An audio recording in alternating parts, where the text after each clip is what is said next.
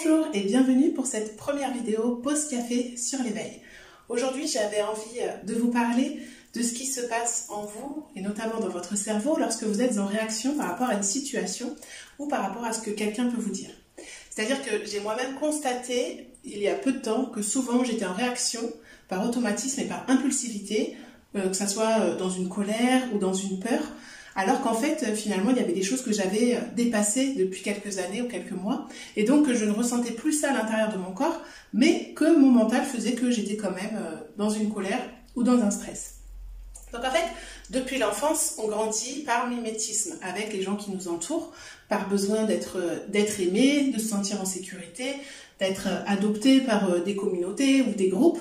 Et on va avoir l'habitude de réagir parce qu'on pense que c'est plus conventionnel d'avoir tel comportement, parce que lorsque quelqu'un nous dit quelque chose, on peut se dire que c'est un manque de respect, c'est une situation d'injustice, c'est une trahison. Et donc, automatiquement, on va peut-être se mettre en colère, on va peut-être se figer, fuir la relation, fuir l'autre personne, alors que parfois, si vous vous posez bien la question, eh bien, vous, ça ne fait peut-être pas partie de vos valeurs ou ça ne vous touche pas que l'autre réagisse ainsi. Par exemple, quand on devient parent, on a tendance à répéter les conditionnements d'éducation qu'on a entendus toute notre enfance.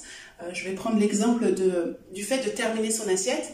Moi, j'ai grandi, il fallait terminer son assiette, pas faire de gaspillage, etc. Et au final, je me suis rendu compte que cette injonction eh bien, avait joué sur mon poids et sur ma satiété, que j'avais beaucoup de difficultés à savoir quand j'avais plus faim à table, parce que j'avais comme injonction qu'il fallait que je termine mon repas, que pour être poli quand j'étais chez des gens, il fallait terminer son assiette, etc. Et donc, j'ai décidé que je n'allais pas reproduire ça auprès de mes enfants et que j'allais leur permettre de s'autoriser à ne pas terminer leur assiette. C'était plutôt à nous, en tant que parents, eh bien, de peut-être doser moins la nourriture pour qu'ils puissent apprendre à manger différemment et à manger à leur faim pour pouvoir maîtriser leur appétit et éviter de tomber dans ces erreurs que nous avons faites et qui ont été vraiment difficiles à dépasser et qui sont encore difficiles en tant qu'adultes à dépasser.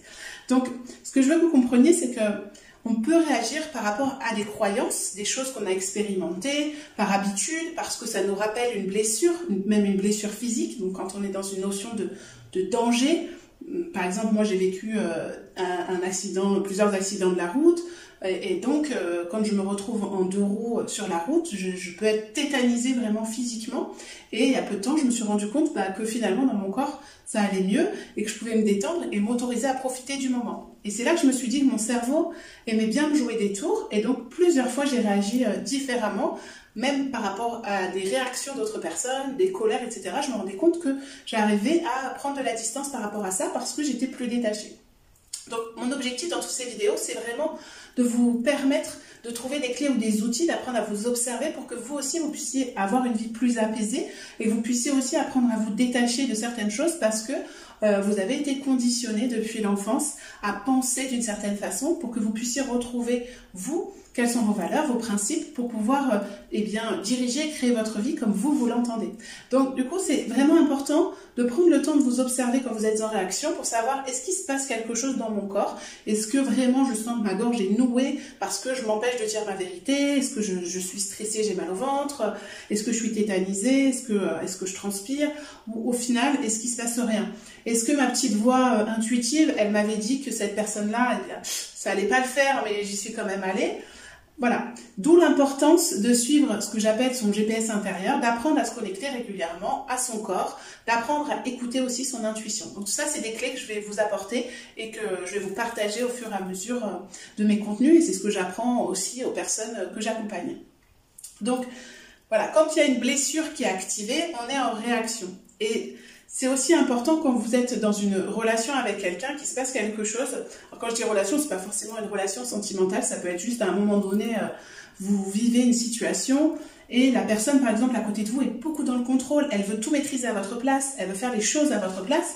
Et là, il y a peut-être des personnes qui vont se dire « Attends, elle est en train d'entraver ma liberté, moi j'ai pas envie qu'elle décide à ma place. » Et donc vous pouvez aller au conflit avec elle, être en colère, et du coup, à un moment de partage où l'autre est là et peut-être, en fait, vous êtes en train de déménager ou vous êtes un peu souffrant et puis c'est difficile pour vous de vous déplacer. Et donc la personne veut tout faire à votre place, ça peut être votre femme, votre mère, une amie.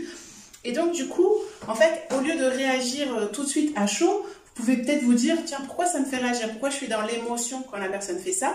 Et vous dire, l'avantage, c'est que quand on s'éveille, qu'on a l'habitude de s'observer, on sait aussi observer les autres et décrypter ce qui se passe en eux. Et là, vous pouvez vous dire, bah, cette personne-là, en fait, eh bien, elle a besoin d'être valorisée, elle a besoin de montrer qu'elle existe, elle a besoin de montrer que ce qu'elle fait, c'est bien, elle veut montrer qu'elle est utile, elle pense vraiment faire les choses avec son cœur. Donc moi, si je l'attaque en lui disant, c'est bon, t'arrêtes, je veux faire les choses à ma sauce, elle va le prendre mal, alors que ça partait d'un bon sentiment. Donc peut-être se demander, tiens, ok, bon, bah, elle a un besoin d'être reconnue. Peut-être que ça appuie sur mon besoin à moi d'être reconnue, de montrer que je suis capable. Et donc, eh bien, je vais prendre un peu de temps avant de lui parler de la situation, de lui dire que ça m'a dérangé. Et je vais peut-être aussi pouvoir la remercier parce que je vais me rendre compte que, eh bien, ce besoin d'être reconnue, de montrer que je suis capable de faire les choses, eh bien, il s'est réveillé. Donc, je vais pouvoir, je sais pas, par exemple, si c'est ma mère. Je suis malade, je suis très fatiguée, ou je me suis cassé la jambe, elle vient, elle veut tout ranger à ma place, elle veut faire mon ménage, et donc elle va me dire que je dois faire les choses d'une certaine façon, etc. Eh bien, je vais peut-être pouvoir lui dire, écoute, je me suis rendu compte que tu avais besoin de me montrer que tu étais utile pour moi, je l'entends, tu sais que tu n'es pas obligé de me le montrer de cette façon, sous cette forme. Tu m'as montré aussi que j'avais du mal à te laisser de la place dans ma vie pour intervenir et que j'avais peut-être, tu sais, je suis plus une enfant maintenant, j'ai plus besoin de toi de la même façon, j'ai envie que nos échanges soient différents. Donc merci beaucoup d'être là pour moi, mais j'ai plus besoin de ta présence. Tu sais, tout ça, c'est de l'action. Si ça prend plus de temps, eh ben, je le ferai plus tard, c'est pas grave. Voilà. En fait, vous allez apprendre, vous aussi, à comprendre que pourquoi vous êtes en réaction par rapport aux autres, qu'est-ce que ça vient appuyer chez vous. Donc, l'objectif, c'est pas de passer votre vie à vous analyser, c'est simplement peut-être d'aller vous poser les bonnes questions quand vous êtes dans une émotion, dans une réaction. Et c'est surtout d'apprendre, voilà, la vidéo, l'objectif de cette vidéo, c'est de vous faire comprendre que vous n'êtes pas votre mental ni votre cerveau. Donc, vous n'êtes pas vos pensées. Donc, c'est pas parce que vous vous dites, oh là là, ma mère veut tout contrôler de ma vie, etc. Elle me fait sentir que je suis dépendant, que je suis incapable de faire quoi que ce soit. Eh bien non, vous n'êtes pas cette pensée-là. Donc c'est à vous de vous prouver aussi que vous êtes capable et que vous avez été capable, et donc de prouver à votre cerveau. Donc prendre conscience que votre cerveau, c'est qu'une partie de vous, ce n'est pas vous. Donc pour ça, vous pouvez lui donner un nom. Vous choisissez un petit nom, vous lui donnez en lui disant, hé, Roger, là, t'es gentil, je sais que tu veux me sécuriser, t'es comme ma mère, tu veux prendre soin de moi, parce que là, je vais me mettre dans une position inconfortable, je veux prendre des risques, je veux réaliser un projet, faire quelque chose que je n'ai jamais fait, et t'es en train de me mettre en alerte, parce que peut-être que déjà, plusieurs reprises, j'ai essayé de faire des choses, et j'ai beaucoup souffert, j'ai été déçue, mais tu sais, maintenant, je suis adulte, et je suis capable d'assumer ce qui va se passer, parce que je sais que c'est une opportunité à grandir. Donc en fait, le fait de vous dissocier de votre cerveau, vous le rassurez et vous dites, je sais que j'ai ces blessures, je sais que j'ai ces doutes, je sais que j'ai ces besoins en moi, je les accepte, je les accueille justement en faisant ça, en réagissant ainsi, d'une façon différente à d'habitude, eh bien, je sais que ça va m'apprendre, quoi qu'il arrive, quelque chose sur moi et j'ai envie de vivre ça. Et puis petit à petit, vous allez aussi vous rendre compte que bien votre cerveau, il a un petit peu occulté certaines choses que vous aviez fait avant. Par exemple, moi, je me suis rendu compte quand j'ai travaillé un petit peu sur eh bien, ma capacité à faire des vidéos, à m'exposer, je me suis rendu compte que je m'étais beaucoup bloquée alors que j'étais capable de faire des choses puisque j'ai fait du théâtre, puisque j'ai fait des spectacles devant des dizaines de personnes, dans des campings, devant des personnes qui parlaient toutes les langues, et qu'à l'époque, ça me faisait pas peur. Donc j'étais capable de vendre des produits en démonstration parce que je croyais aux produits, je savais que je répondais aux besoins des personnes, etc.